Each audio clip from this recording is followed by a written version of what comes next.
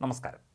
സസ്യാഹാരം പ്രോത്സാഹിപ്പിക്കാൻ വ്യത്യസ്തമായ രീതിയിൽ ഒരു പ്രതിഷേധം നടത്തി people for the ethical treatment of animals എന്ന സംഘടന. പെറ്റ എന്നാണ് ഈ സംഘടന അറിയപ്പെടുന്നത്. അന്താരാഷ്ട്ര പൂച്ച ദിനമായ ഓഗസ്റ്റ് 8, അതായത് ഇന്ന്, അതിനു മുന്നോടിയായിട്ട് പൂച്ചകളുടെ പാവകളെ നിരത്തിവെച്ച് കൊച്ചി മറൈൻ ഡ്രൈവ് മഴവിൽ പാലത്തിലാണ് കൗതുകകരമായ പ്രതിഷേധം പെറ്റ നടത്തിയത്. പൂച്ചയിറച്ചി വിൽപ്പനയ്ക്ക് എന്നറിയിച്ചായിരുന്നു പരിപാടി. പൂച്ചകളെ ഭക്ഷിക്കാൻ സാധാരണ മനുഷ്യർക്ക് സാധിക്കാറില്ല. പൂച്ചയെ ഭക്ഷിക്കാത്തവർ മറ്റ് മത്സ്യമാംസങ്ങളും ഭക്ഷിക്കരുത് എന്ന് പെറ്റ ഓർഗനൈസർ ഉത്കർഷ് ഗാർഗ് പറഞ്ഞു.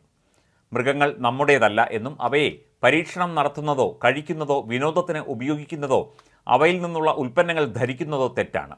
സസ്യാഹാരങ്ങളിൽ നിന്ന് ശരീരത്തിന് ആവശ്യമായ എല്ലാ ഘടകങ്ങളും ലഭിക്കുമെന്നും സസ്യാഹാരം മാത്രം കഴിക്കുന്ന ഒരു മനുഷ്യൻ വർഷത്തിൽ 200 മൃഗങ്ങളുടെ ജീവൻ രക്ഷിക്കുന്നു എന്നും അദ്ദേഹം പറഞ്ഞു. ഓർഗനൈസർ ഹിരാജ് ലജ്ജാനി പ്രതിഷേധ പരിപാടികൾക്ക് നേതൃത്വം നൽകി.